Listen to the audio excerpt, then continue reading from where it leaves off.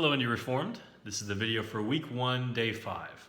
And we're wrapping up our brief discussion of the church today with the idea of vocation. So we've seen the church in general, the local church, the creeds and confessions of the church, and yesterday we saw the ordained offices that Christ has instituted for his church.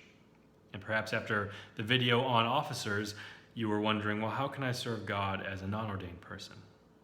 Sometimes we hear that if you really want to live your life for God, it has to be in full-time Christian service or something like that. Well, as Reformed Christians, we shouldn't believe this. We should have a healthy doctrine of vocation, which is what we'll be getting into today. So vocation basically means calling, and every Christian has a calling. Every Christian really has more than one calling, whether it is as a spouse or a parent, a child, an employee, an employer. We could go on and on down through the list. God created everything. The sacred and the secular are both his realm. Both are necessary, both are good. And it's not as if to serve God, you have to be in one or the other. The idea that a mother with small children or an employee at a secular corporation is not serving God because they're not ordained to something is unbiblical. Think about what Paul told the church in Ephesus. Did he tell the husbands in Ephesus to abandon their wives and to seek some kind of ordination where they could just focus only on full-time Christian service? No. He told them, as they were in their vocation, as they were in their calling, to love their wives as Christ himself loved the church and gave himself for her. That is their calling. That was their vocation. And so we don't have things like Christian plumbing or Christian meteorology or Christian medicine or so on and so forth.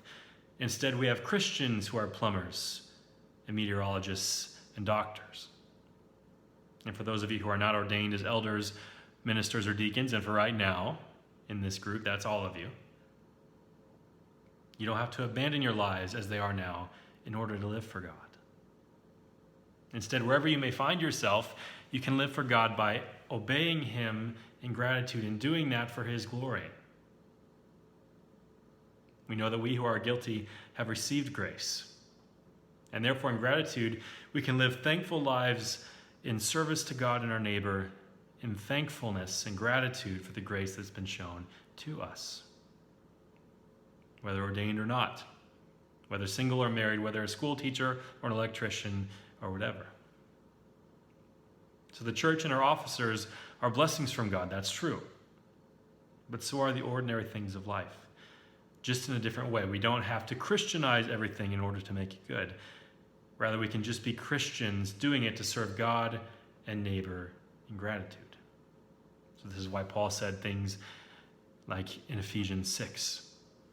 Bondservants, obey your earthly masters with fear and trembling, with a sincere heart as you would Christ, not by the way of eye service as people pleasers, but as bondservants of Christ, doing the will of God from the heart, rendering service with a good will as to the Lord and not to man, knowing that whatever good anyone does, this he will receive back from the Lord, whether he is a bondservant or free.